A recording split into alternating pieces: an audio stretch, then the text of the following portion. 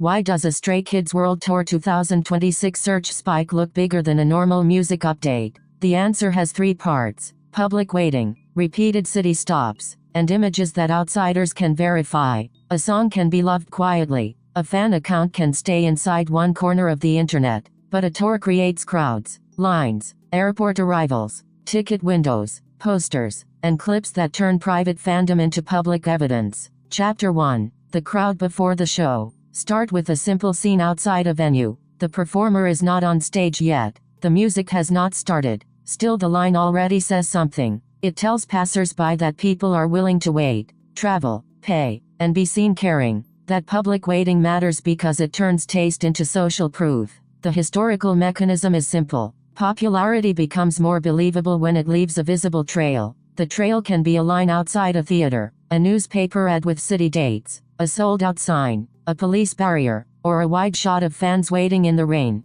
The tour is not only a set of performances, it is a machine for making attention visible. Chapter 2. The route. This pattern is much older than streaming. Traveling theater companies, vaudeville circuits, jazz tour, rock shows, and pop concerts all depended on routes that moved ahead of the performers. Posters announced the city, newspapers printed the date, box offices sold the seats. Local crowds then confirmed whether the promise was real. Beatlemania is the clearest Western media history comparison. The Beatles were not made famous only by records. Airport crowds, screaming theater audiences, police lines, press photographs, and television appearances made demand visible to people who were not already fans. A person could dislike the music and still understand that something public was happening. Chapter 3. The image. Crowd images matter because they answer a question that a song cannot answer by itself. A close-up of a fan can show emotion, but a wide crowd shot shows scale. The wide shot asks, is this just my feed,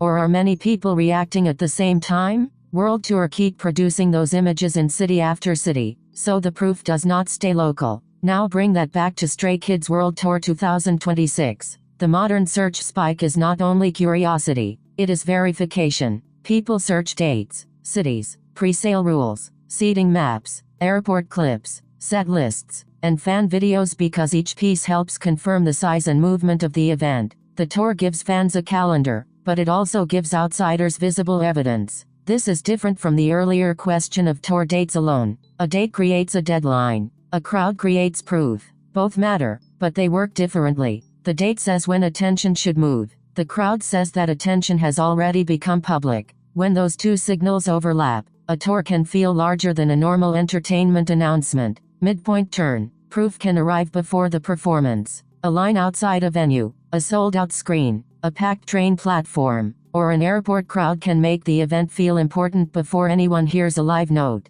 That does not prove the show is good or bad. It means the audience itself has become part of the media object. A useful comparison is the old box office line. It sorted attention in public. Anyone could walk by and read the signal. Long line, high demand, empty entrance, weak demand. Modern platforms translate that into searches, reposts, comments, and clips. But the emotional logic is similar. People want proof before they commit attention. There is also a local pride effect. A city stop tells fans that the story is not happening somewhere else. It is coming near them. That changes search behavior, but it also changes identity. People ask whether their city is included, whether friends are going, whether tickets are possible, and whether the crowd will look big enough to matter. Trust boundary. Search spikes and crowd clips can exaggerate. A loud fan base can make a topic look universal when it is only intense. Camera angles can make a room look fuller or emptier than it is. Resale chatter can confuse demand with speculation.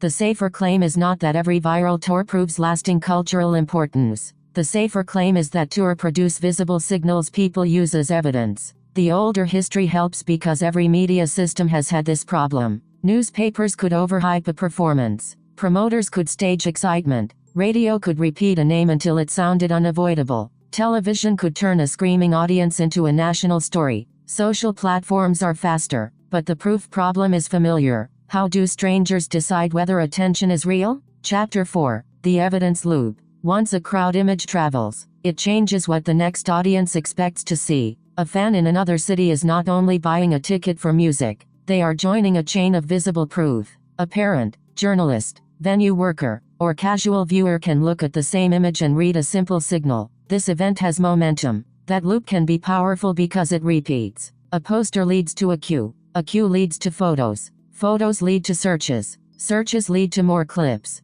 make the next stop feel like part of a larger story. The performer matters, but the public scenes around the performer help turn interest into something outsiders can measure. A world tour answers with repeated public scenes. City 1 has the posters, City 2 has the queue, City 3 has the airport arrival, City 4 has the clips. Each stop becomes a small test of the same claim. Are people showing up? That is why world tour are so useful for fandom. They let private attachment become geography. The final payoff is simple. A world tour looks like proof because it makes fandom visible in repeated, inspectable scenes. Stray Kids World Tour 2026 is the current hook, but the pattern is old. Crowds, queues, posters, cameras, city stops, and box office lines have always helped culture prove itself in public before the show even begins. If this helped the trend make sense, please like the video and subscribe for fast, no fluff explainers. I'll see you in the next one.